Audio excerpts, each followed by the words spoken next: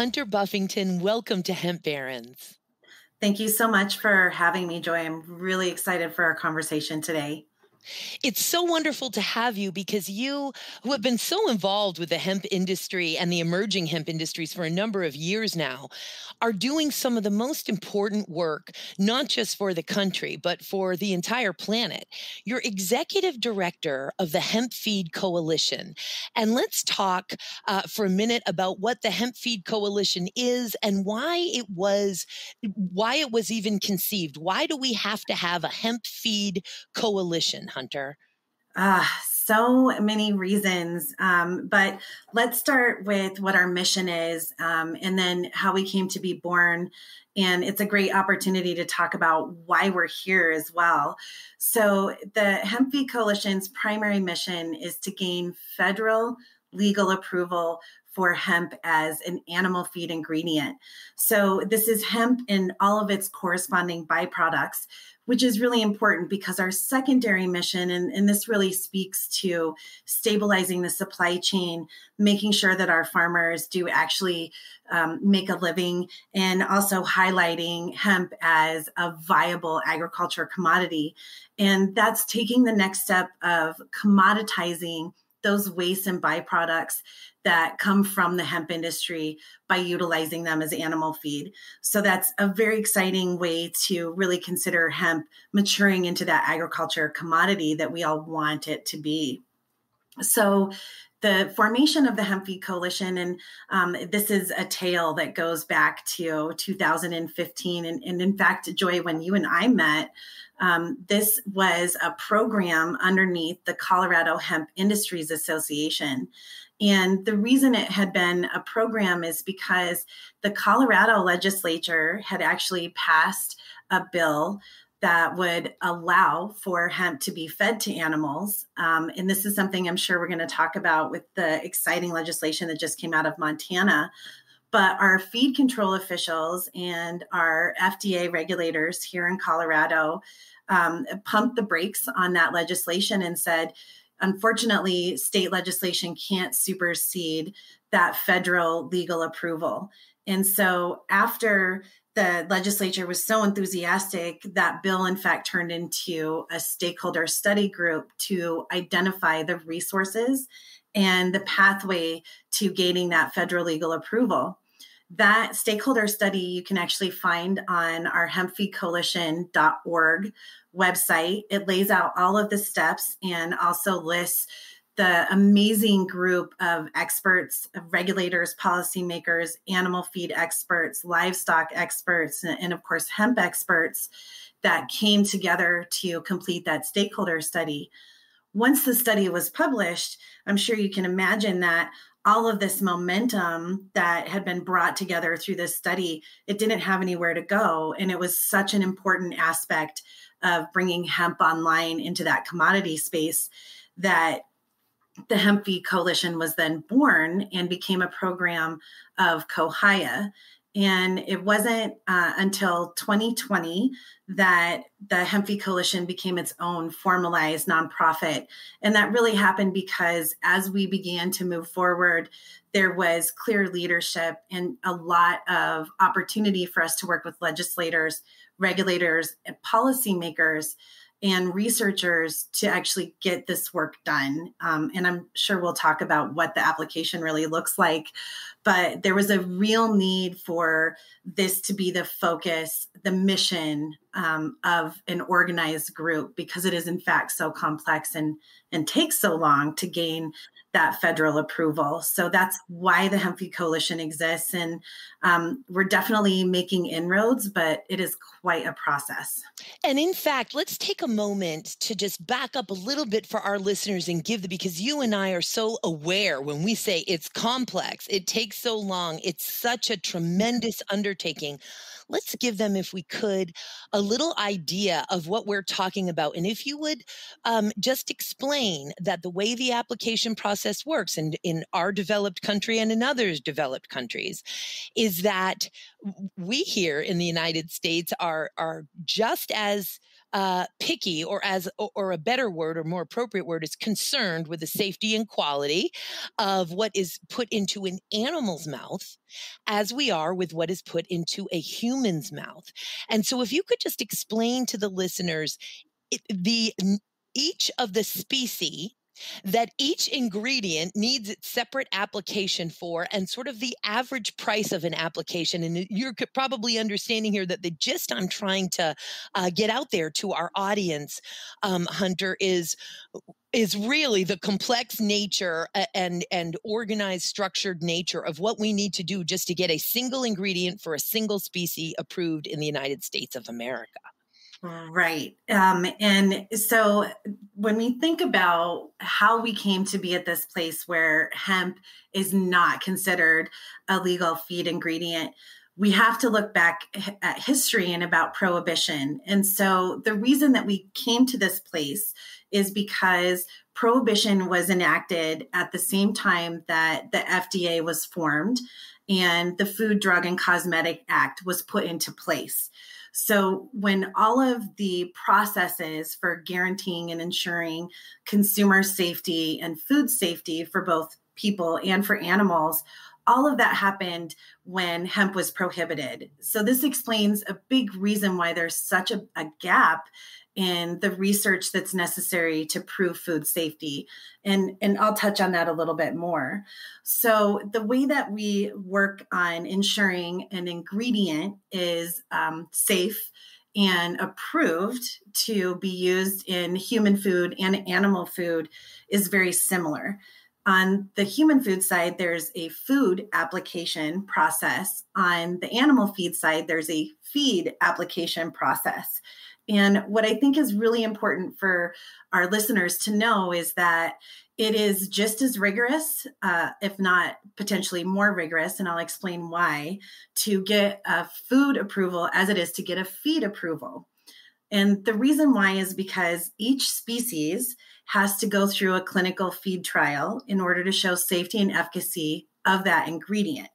We also have to determine, based on the category or classification of that animal, whether it's human or a different species, how that animal is in fact eating that material and what byproducts for human or for animals would potentially enter the human food chain. So there's a whole lot of complexity when it comes to how do we even determine what species and what classification should go through a clinical feed trial. The easiest way for me to explain that is to think of our recent application, which is the first ever submission for hemp seed cake and meal to be fed to laying hens. So we couldn't even submit an application for chickens, let alone poultry. It had to be an application specifically for that animal classification. So only laying hens are included on this first application. The other thing to share with folks is that because of that prohibition, we don't really have a good metallurgical understanding of hemp as an ingredient. When we first began having conversations with FDA, Center for Veterinary Medicine, about what they needed to see in an application, the normal application process requires 5 to 7 non-consecutive lot number analysis. And what that means is we have to take those samples. So let's continue to talk about the seed cake and seed meal. So we would have to look at those 5 to 7 non-consecutive lot numbers for all of the nutritional content, what it is we intend to utilize the feed source for. So for that meal and cake, it's a protein supplement. So we have to do a really deep look at the amino acid content. We also have to look at contaminants of concern, make sure that they are below any action limits or thresholds for heavy metals, for microbials and microtoxins. And then we also had to be able to present the cannabinoid profile. So in having that conversation with FDA, CVM, they also expressed that they had concerns that the varietal, the geographical location, farm processes and processing and manufacturing was going to create an ingredient that was not really homogeneous, that it would be inconsistent, and we couldn't simply put forth and say, here's the amount of protein, here's the amount of fat, here's the cannabinoid profile for this ingredient, hemp seed meal and cake. So in addition to that 5 to 7 non-consecutive lot number, they have asked us to also present a statistically relevant data sample from across the United States with different varietals, different farm practices and processes that shows that the ingredient is homogeneous. And this homogeneity is something that is required for any other feed ingredient. But again, because we've not been able to grow or process hemp in the United States until that very first farm bill came into action in 2015, we don't have the understanding of hemp as a byproduct, as an ingredient, or even, and this is something that we're still struggling with today, have the laboratory methods approved to investigate these ingredients either.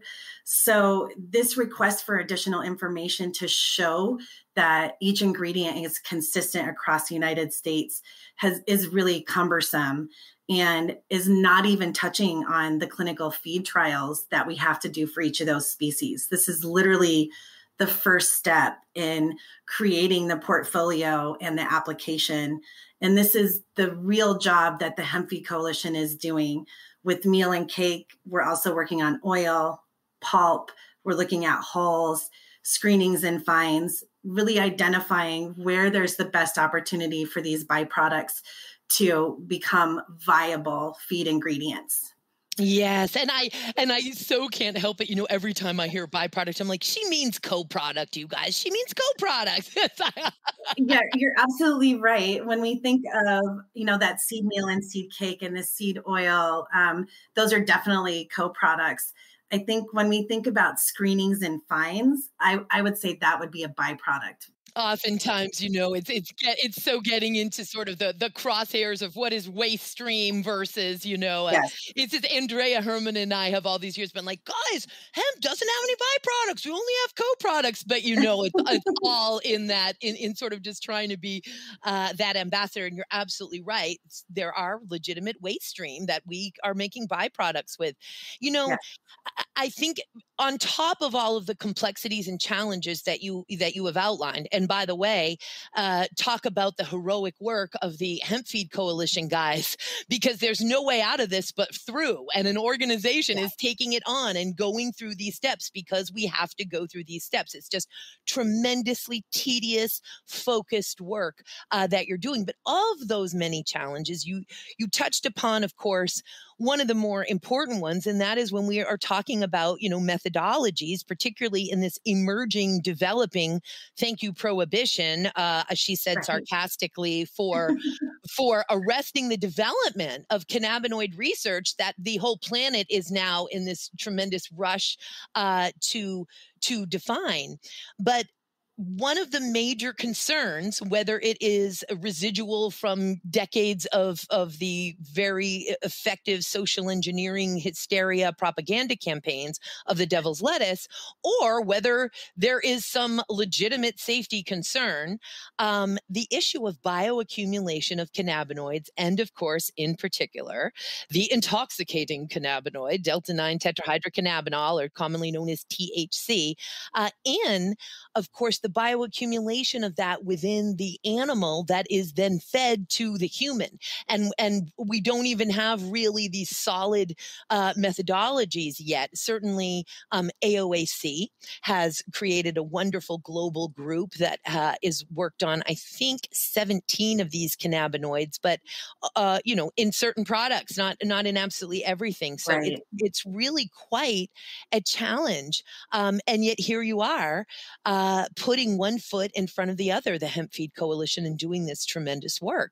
Could you also, for the listeners, before you continue with what is a very complex and fascinating a subject of going through these applications, Could you just give a high level of the different species, the pigs, cattle, poultry, and then explain why there are certain classifications within them, such as, for example, as you underscored, this beautiful application that went in, it's not for the entire poultry category, it's for the laying hen classification within poultry. But if you could give us the high level of those species categories.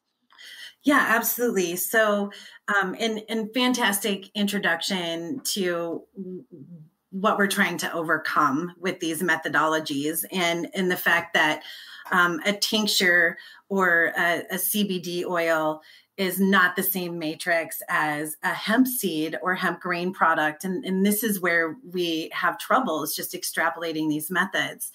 So when we think about the categories of species, it's making that connection for long-term use. You mentioned the bioaccumulation.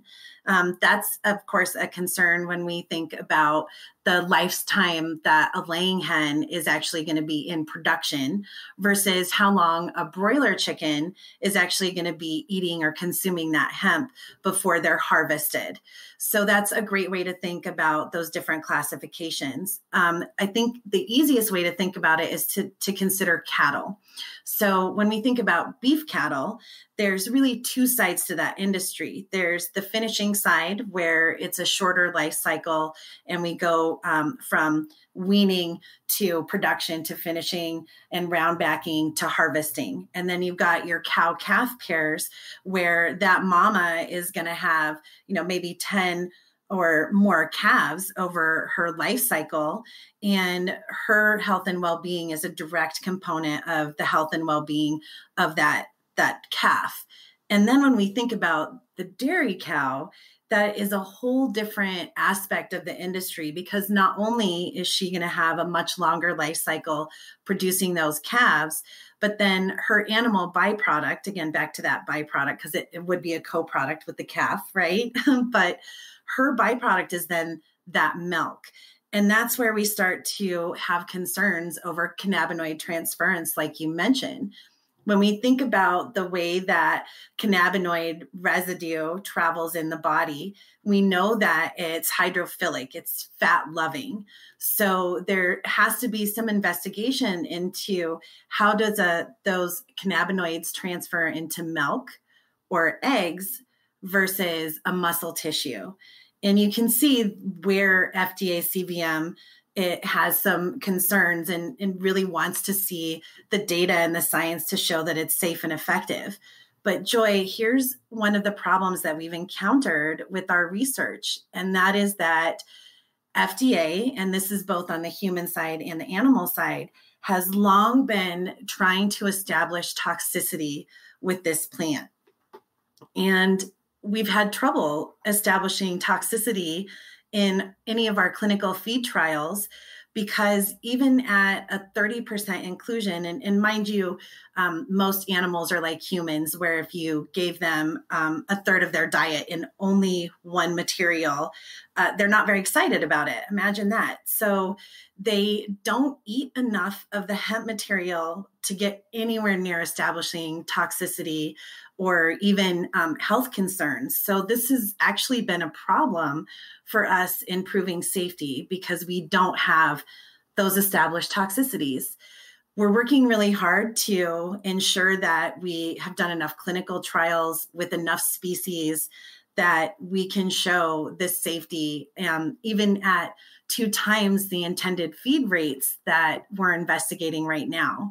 But that's another way to understand why this is so complex, is how do we determine what the bioaccumulation is for a laying hen versus a broiler chicken, and then be able to say that those limits are appropriate to compare to a dairy cow or a beef cow when those categories are so very different. Man, so hugely and articulately and with specificity. And again, I'm pulling the silver linings here out, guys. So silver lining. We live in a country that is very concerned with health and safety of what goes into our mouths and into the mouths of animals. In fact, will you sort of elaborate when you said, gee, it can actually even be more complex with animals. And I may be off here. And so, sister, you will please correct me to the extent I'm misspeaking in my own elaboration of this particular aspect. And that is mad cow disease. You know, that was such a tremendous issue and crisis in the nation, this mad cow, perceived or otherwise. And as a result of that mad cow disease, much more strict regulations were put in place, to the point now where you could actually, if you wanted to find out what a certain cow ate at 9:30 in the morning on September 3rd, 2011, there's a record that will tell you that what went into that cow's belly at 9:30 a.m. on September 3rd, 2011. So Yeah. crazy stuff like that. So Ed, could you elaborate on that piece of it? Yeah, so let's talk about the clinical trials in a little more detail, because I think that's really where folks will understand how it is that we're trying to establish that safety. The first aspect of the clinical trials goes right back to that ingredient profile, though. So what does an approved ingredient look like? Again, looking for homogeneity, consistency in protein content, fat content, all of those contaminants. And then what is the intended use that we have for that product? Is it a protein supplement specifically for finishing? Is it for increasing access to high quality fatty acids, which is one of the really attractive reasons that hemp as an animal feed, especially those oil products, and even our meal and cake with that 10% fat, is really attractive. So when we think about the clinical trials, we have worked really hard to identify principal investigators as well as a technical advisory group for the Hemp Feed Coalition. And that is incredibly important because while a lot of researchers are very excited about doing feed trials with hemp, most of them are not aware of how rigorous the FDA CVM wants the clinical trials to be done. And so I did mention that there's 3 rations plus a control ration. So the way that FDA CVM sets it up is that there is an X, which is the portion of the ration that you're going to feed this material. That's your intended inclusion rate, how much you think that is going to be beneficial for the animal. They also want us to investigate a 2X. Again, the goal is to determine if there's toxicity with that ingredient. And then a 0.5X, and that's to give them a real production capacity number for comparison. And then we also have to do the control group. Oftentimes, control is going to be the more typical feed source that provides that protein supplementation. Not surprisingly, soy is often a good protein supplement. There's other oil seeds that'll provide that as well. And then on top of that, the request is for a statistically relevant sample size. That's 27. I generally like to round up to 30 just because it's easier for people to think of numbers in 30 rather than 27. But that means 120 individuals in a controlled environment where any of the variables that could affect health, well-being, or mortality can be strictly monitored. When you think about a poultry clinical feed trial, you can imagine that is also going to be, 4 to 12 weeks at a maximum for 120 chickens being fed this hemp. It's faster, it's less expensive. When we think about 120 beef cattle going through this trial, we have to think of that in terms of months, not weeks. And then you start thinking about the cost of those individuals to go through the trial. And these are things that most researchers really don't want to prevent publication or being able to move forward with the research so that they can meet this rigor by FDA CVM. So those folks who have become principal investigators working with the Hemp Feed Coalition and building those relationships with our American Association of Feed Control Officials and our FDA CVM scientists are incredibly important to moving this forward. And it really is a group project. One thing that I like to share with folks, though, is that if you look at the entirety of the submission that we present to FDA CVM, 80% of it is on the ingredient profile, and 20% is actually the safety and efficacy, which again makes that even more expensive when you think about, 120 beef cows for what is 20% of the final submission. So we're working right now, because we've done this initial submission with meal and cake. I am working with Murray State to complete an additional trial so that we can meet the higher number of animals for all 3 rations for broiler chickens. We're also working here with Dr. Archibek at Colorado State University on a hemp seed meal fed lamb trial. And then there's researchers that are at Tuskegee University. That's Dr. Abrahamson and Dr. Gurung. They're working on goats.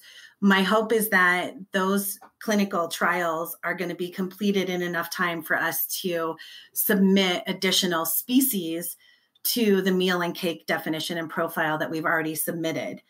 My other hope is that we'll be able to identify a champion to help fund research for horses fed hemp seed oil.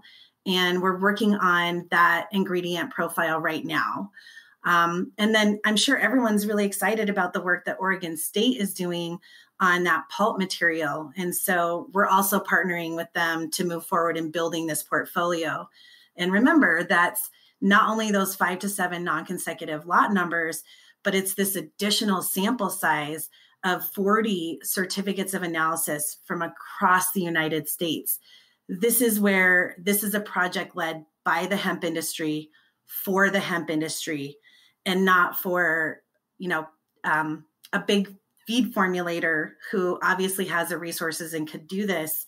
Instead, that's one of the important things about the Hemp Feed Coalition, is that we as the hemp industry are going to be setting and defining this ingredient. So Hunter, among those very many important details, and I know they seem tedious, but they're so critical, what can we take away from all that you just shared with us? Yeah, I'm so excited to really try and put a bow on this, because what I really want everyone to know is that we're developing these ingredient profiles. Meal and cake is done and in the hands of FDA CVM. And my goal is to add additional species categories to that application by the end of the year. So getting those broiler hens up there partnered with the laying hens, adding small ruminants, lambs and goats this year is another big goal that we have, as well as moving forward with a new ingredient definition for oil and investigating its opportunities for horses. And then working with OSU, Oregon State University, to develop the profile for pulp. So not only additional ingredients, but really being able to add some more species so that they can be fed this meal and cake material as soon as possible.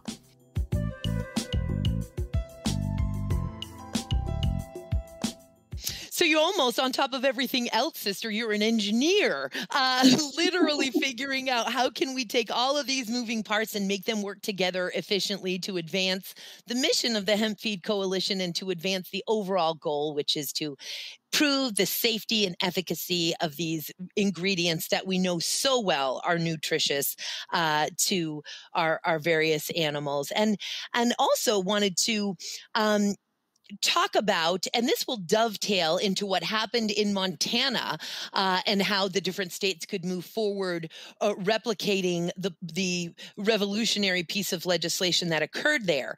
But as we talk about these different applications for all these different species, here in the United States, the FDA, or AFCO as it were, will allow us to combine cats and dogs and horses. Why will they allow us to combine cats and dogs and horses in an application per ingredient, and it won't allow us to do that with these other species?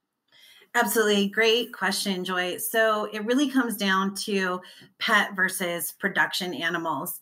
So our pets don't ever enter the food stream. And so they don't have the same kind of qualifications to prove safety and efficacy as our production animals.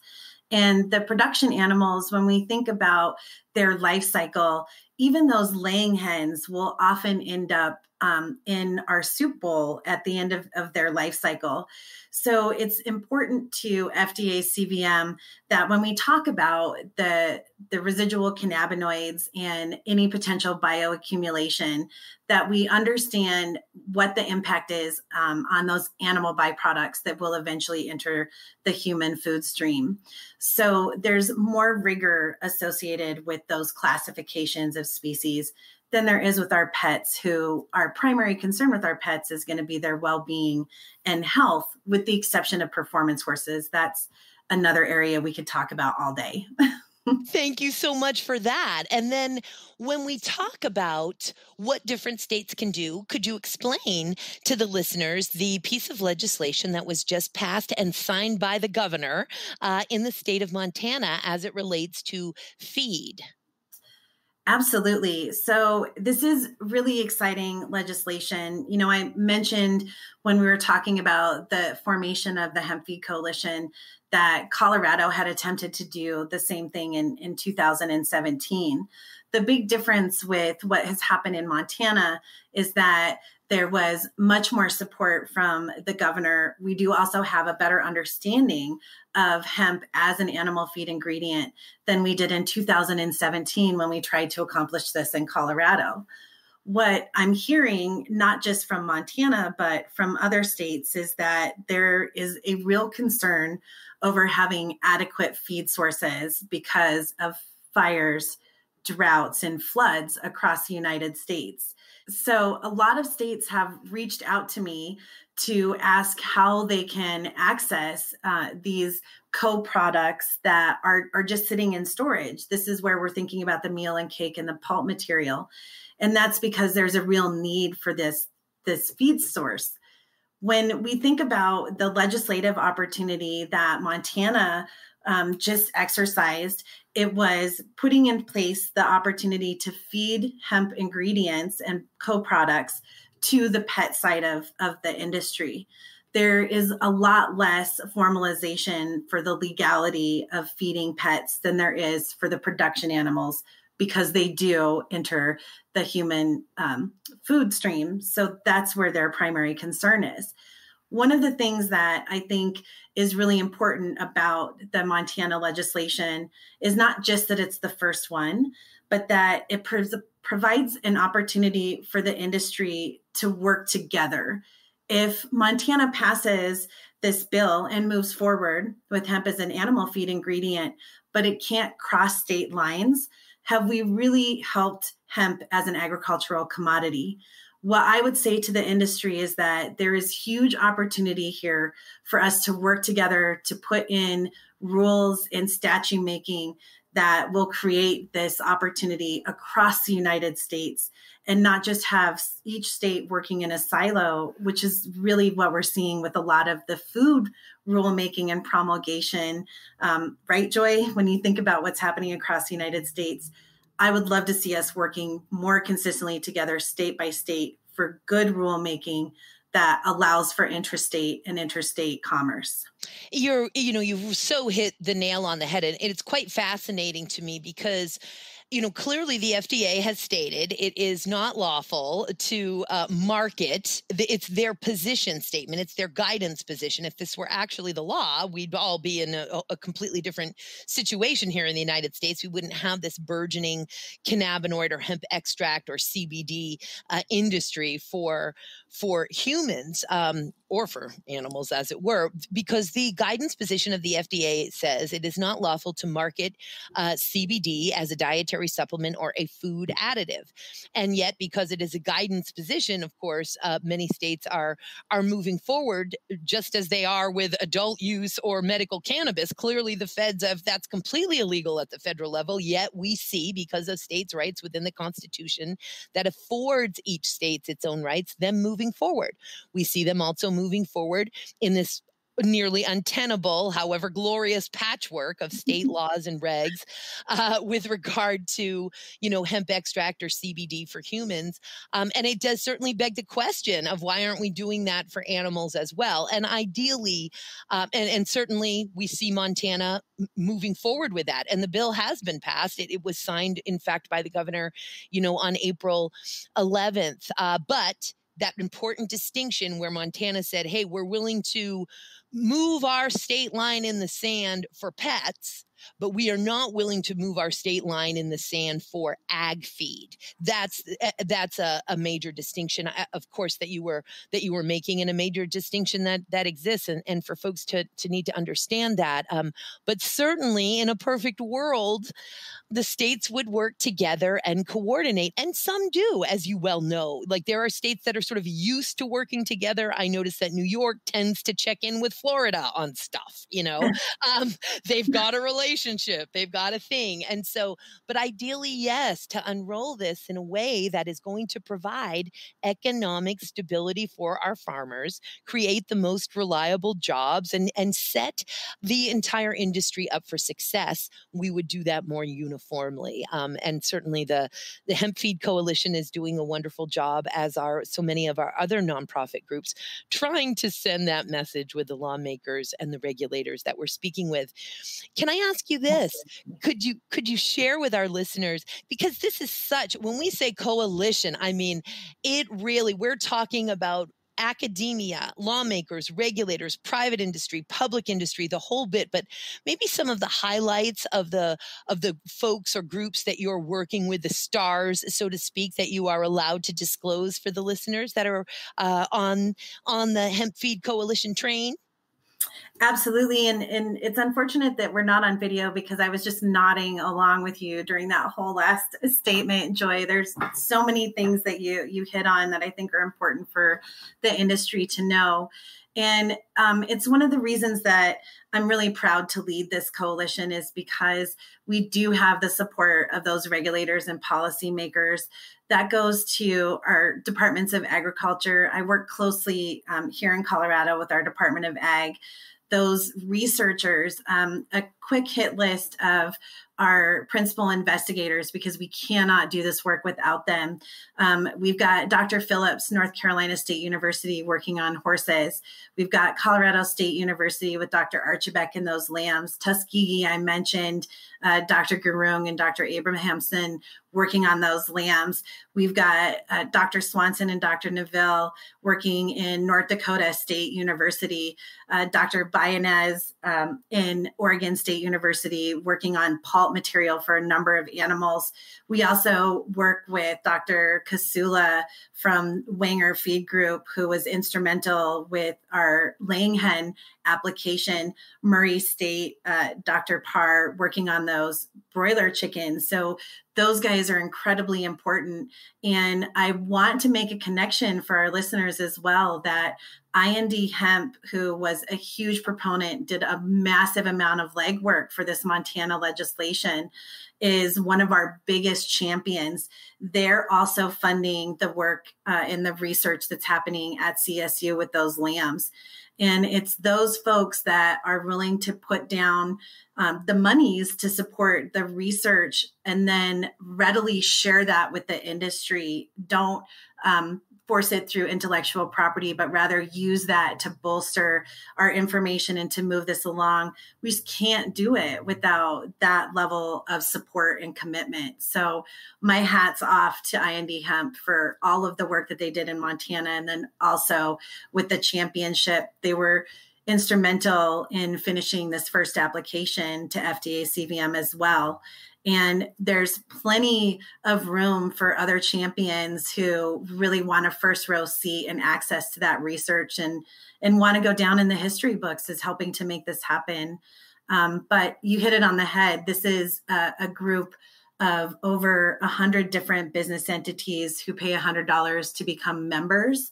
And then we have our steering committee, those champions, and of course our board that really make it happen.